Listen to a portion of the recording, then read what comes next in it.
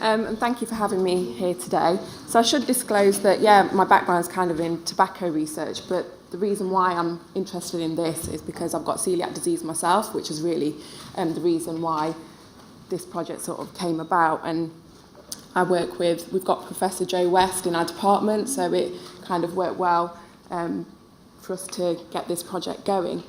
So I'm here to talk about a qualitative study that we carried out with patients and healthcare professionals that are involved in the long-term management and monitoring of celiac disease, ultimately to find out what's actually currently going on and what people think about it. So in terms of a bit of background, so we know that celiac disease affects around 1% of adults in the UK, but only 25 to 30% are currently diagnosed, so around about 200,000.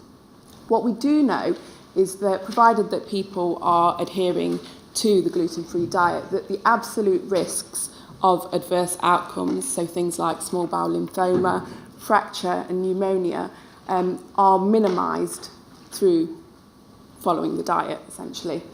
So the suggestion is that we should be following people up regularly. So the guidance tends to recommend annual follow-up, ultimately to see how people are getting on with the diet and to improve adherence, which essentially is argued to enhance quality of life. So what's actually going on at the moment? Well, to cut a long story short, the data aren't great that we do have out there, but I've tried to sum up the main sort of findings on this slide here.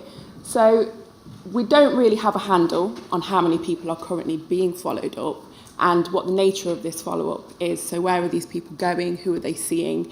How often it is, etc., etc. Coeliac UK, Heidi kind of updated the figures on this, have carried out a survey which wasn't set up for follow-up, but found that in 7,500 patients, approximately 50% are receiving annual follow-up that is face-to-face, which I think is a brilliant survey to have access to. But other data, so the 34% that I've got up there is from a study carried out by Hall and colleagues, found that the number's actually lower. And of this 34%, only 23%, I think it was, were receiving follow-up from a dietitian. So what we do know from the data that we have is that dietitian-led follow-up care is preferred by patients with the option of a doctor being present. But I should also say, and this probably applies to the other healthcare professionals as well, that studies have suggested that practice within professions is actually varied as well, which leads on to the guidelines. So what do these actually recommend? So I've just popped up the NICE guideline here for you to see, and the main sort of points are that we should be offering follow-up annually and checking things like weight and height, reviewing symptoms, how are people getting on with the diet, and if they have any problems or if there are any concerns, referring people on to the GP or consultant, and there's additional things that can be reviewed as part of this process. I think you probably appreciate that it's actually quite vague, so who is meant to be actually carrying out this annual review and who's meant to be making this referral? It's quite unclear. There's other guidelines that are out there, so we've got the guidelines from the BSG here, and the point I should have made actually is the commonality across all of these guidelines is actually that we should be following people up annually, but beyond that there are differences. So here the recommendations are that people should be being followed up by a dietitian or a clinician with expertise in the area, and there's other recommendations around daily calcium intake being 1,000 milligrams per day, and that people that have the risk factors for osteoporosis should have bone density checked a year after diagnosis. We then have the UK Primary Care Society for Gastroenterology that add another layer. They argue that actually we will recommend that in the year after diagnosis we should be following people up at 3 and 6 months in a gastroenterology clinic to see how they're getting on and adhering to the diet, and provided that everything's okay, then refer them back to their GP for annual review. So I'm sure many of you already that are familiar with these guidelines we can come to the conclusion that there's no agreement in terms of what we should be doing, who should be carrying out follow-up, when, and what the content of this follow-up should actually be. The implications, I guess the key differences are in these guidelines is that some are less intensive versus more intensive, and I guess we need to be thinking about the cost implications of each potential pathway that is being proposed out there. In terms of the bigger picture, the evidence that's actually underpinning the guidelines is weak. The study designs haven't been that great, and healthcare professionals actually highlight this as well. And ultimately, the guidelines that we do have lack insight from people that are living with the condition, but also the various healthcare professionals that are involved with the long-term management of these people. So that's really where this study came about. We wanted to go out and explore both patients' and healthcare professionals' views and experiences of long-term follow-up of celiac disease. So how did we do this? So we sampled individuals with celiac disease and healthcare professionals involved in the management of this group of patients, so the gastroenterologists, GPs and dietitians. We recruited these individuals with the support of Coeliac UK's membership, but we also accessed via the UK professional body, so the BSG and the BDA. Essentially, it was an advert. People read a brief description of the study, took them to an information sheet, and it was up to them to get in touch with us to take part. And then, essentially, we carried out semi-structured interviews with both groups. So there was a separate interview guide that was devised for patients and healthcare professionals. We took this approach to enable us to cover similar topics with all, but we had that flexibility to go into other areas as they arose. Just to sum up very briefly, the guides that we used with the patients covered a bit of background into when they were diagnosed and how they'd been getting on generally since that diagnosis, finding out what their experiences of follow-up were and whether they were currently receiving it and what they thought about that and ways in which they felt that it could perhaps be improved.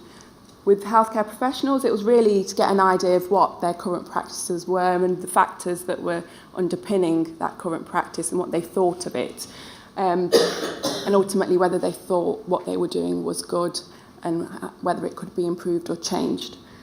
The analysis that we used was the framework approach, and very briefly, essentially we were looking to identify the key themes that were reflecting all of the participant views that we collected. So I've summed up here the core sort of themes that were identified for each group. So we analysed the data separately because we had different interview guides. So I'm going to go through these in turn. What I should say in relation to the patient interviews was there was a theme around pathways to diagnosis, which due to time I can't go into, but it's almost like a research study in itself. The key things to take away from that were, unsurprisingly, people were being diagnosed quite quickly. For others, it was taking years. And by the time for that latter group, they were diagnosed, their symptoms were actually quite severe. One of the main things that was underpinning how people viewed follow-up was how they were actually perceiving the condition in itself. So some people were actually very relieved to be diagnosed because they thought, well, it's not cancer, it's something that I can control. There were others that were actually saw it as almost like the end of the world for them, and that lifestyle change was really, really difficult for them to get their head round. So I think that's really important to just point out because it underpins a lot of people's views. So I'm going to start with the patients first. So this table just summarises the sample that we had. So we ended up with 50 participants for a qualitative study. That's a really good number. The mean age was 54 years. You can see that the sample was predominantly female and white British. Most were in employment. I want to kind of bring your attention to these figures here. So we set out initially to sample people that were receiving follow-up and not receiving follow-up. And when we actually did a few interviews with this the not receiving follow-up group, we found that there were almost two subgroups there. So people that weren't attending follow-up through their own choice, so they didn't see any point in it, versus those whose care had been discontinued and effectively they'd been discharged. So we had to kind of go back and sample more to ensure that we reached a point of saturation with that group. So some themes and some quotes for you on the side. So essentially what's going on with follow-up is that, unsurprisingly, there's a wide variation in process and regularity. So some people were reporting that they were having these repeat endoscopies and biopsies. They were having their bone density checked, and others were actually saying they were receiving nothing at all.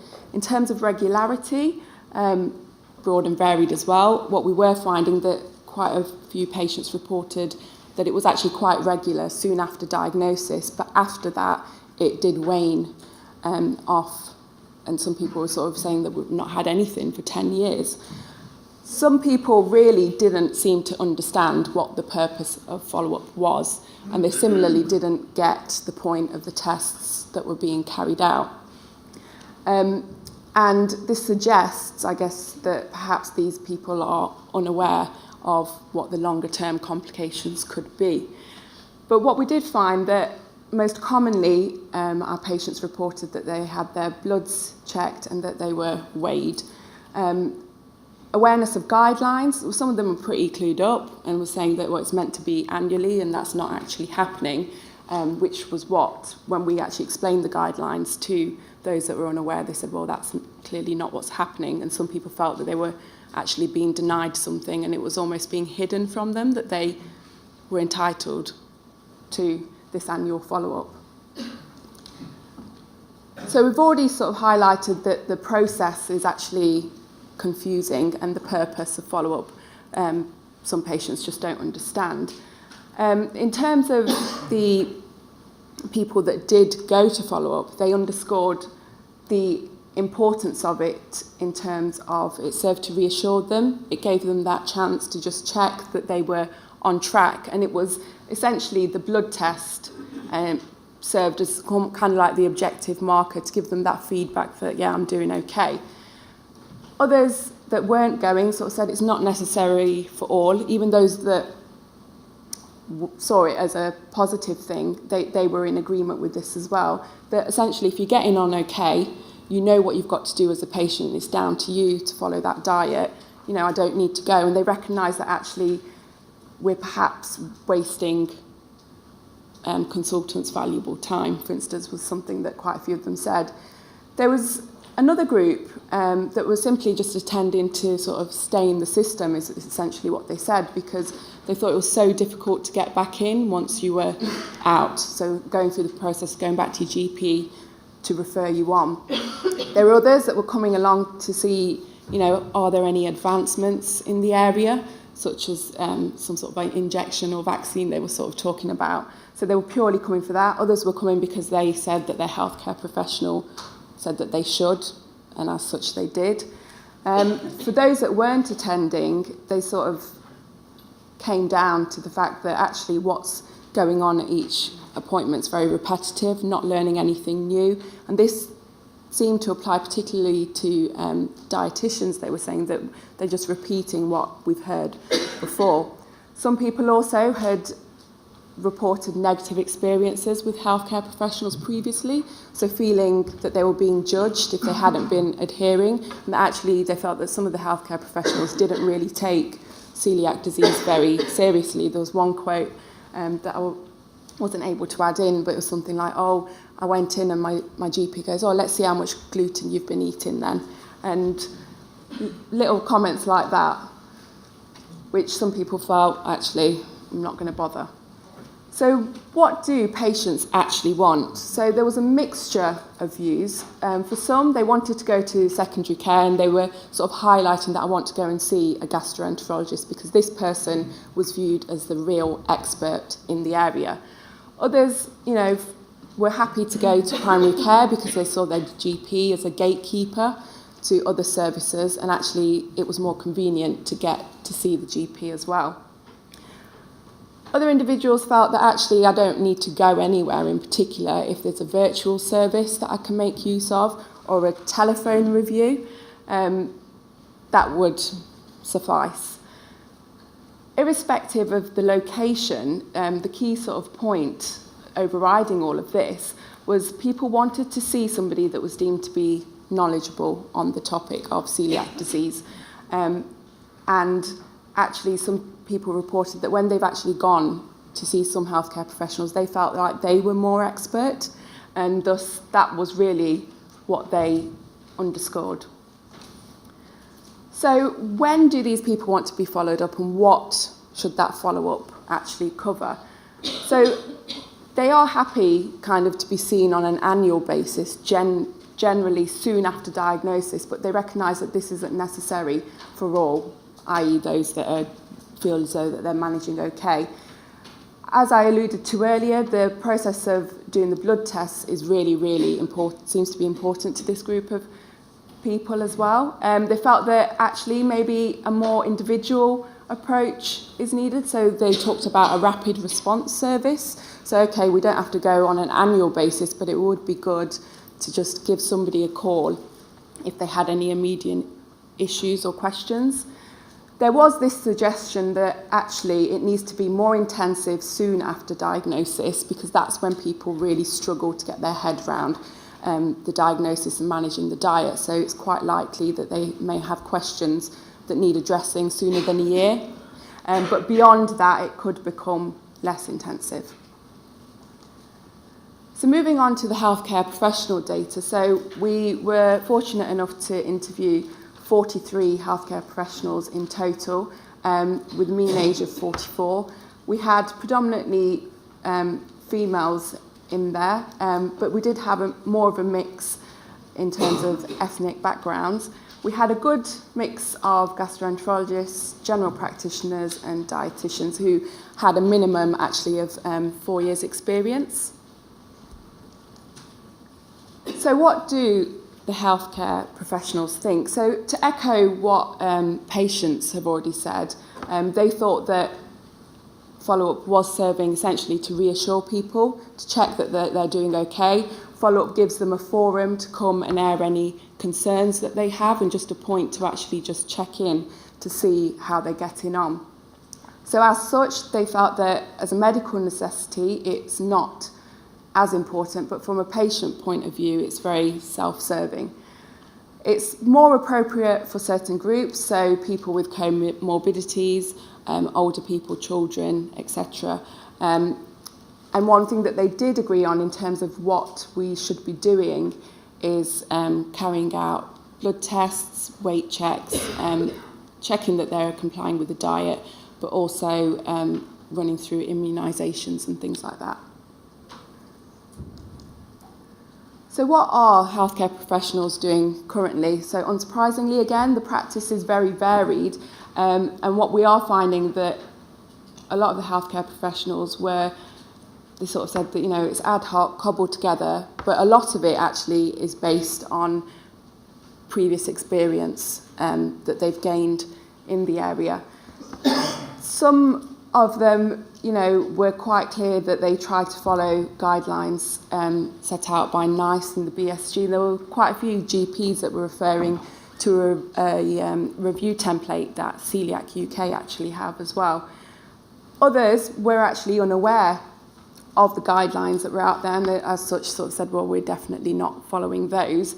And some were very, very sceptical of the guidelines themselves, and were questioning the evidence base that was underpinning them.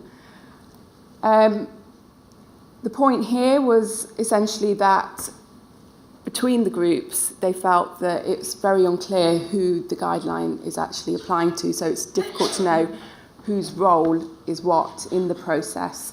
But essentially, they felt that annual follow-up wasn't required for everybody, and that this current process is not sustainable, particularly because resources are limited, but also, in the face of, we the slide at the beginning, 600,000 people have celiac disease, so many are undiagnosed. So they were struggling to almost keep up with following up those that are known to us, and thus acknowledge that we're likely to struggle with those that we don't know about just yet. So what's the most optimal model? Well, firstly, the healthcare professionals felt that the guidelines need to be better. So dietitians felt that the NICE guidelines were too generic for them to actually make any particular use of them. Gastroenterologists felt that they applied more to primary care than to themselves as well. So each individual's role in the process needs to be clearer, but they did welcome a more flexible, individualised approach and highlighted the importance of the patient role in all of this, that ultimately it's their responsibility. So the one-size-fits-all approach isn't really necessary, but how we take this forward needs some more research. And I guess ultimately it comes down to resources are limited, so what can we do? So this slide kind of just tries to bring together the two groups that we've interviewed and the sort of main sort of similarities that we've got. So the purpose of follow-up currently is quite unclear. So both groups didn't really understand what's meant to be going on and why, and who's meant to be carrying it out. So some patients even said, I don't understand, is follow-up, is it down to me to organise it? Follow-up, what we do know, it serves to reaffirm and reinforce compliance. So people are going to follow up to just check in, see that they're getting on okay. And it's the importance of the blood test here that's really valued.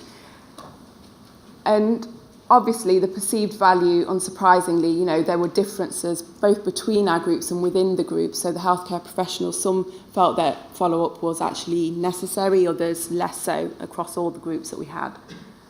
And as such, you know, practice was very, very varied as well. So I've just tried to sum up here the conclusions and what we need to do in terms of taking this research forward. So this first sort of larger qualitative study has given us some insight into, well, there's all sorts going on, there's no consistency, but what do we actually need to do next? So we need to actually see what's currently being offered, so making use of the data that we have available out there. So what's being done, who's carrying it out, and, you know, perhaps comparing that to the guidelines and working out how much each pathway is costing as well. This will help us to then go back potentially to our patients and healthcare professionals to sort of say, well, this is what's going on, and trying to derive some sort of consensus in terms of what they think we should be doing. So by that I mean we can identify the attributes, so the location, we can get people to make a decision between primary, secondary or some other sort of setting, how often it should be. So we could do that, for instance, via a Delphi approach. And then we can go out and actually test the models based on those findings. But underpinning all of this, you know, we really need some better guidelines to help improve the long-term follow-up of celiac disease. And perhaps maybe, you know, a more collaborative approach is required so that each healthcare professional group has a better idea of what their role could be and how they might need to work together with the other professionals as well. That's it from me. This slide here, just want to acknowledge, you know, this study was funded by Coeliac UK, the rest of the study team based at Nottingham and Sunderland, and most importantly for all the individuals that took part in the study. And I know some of you might be here today as well, so thank you very much.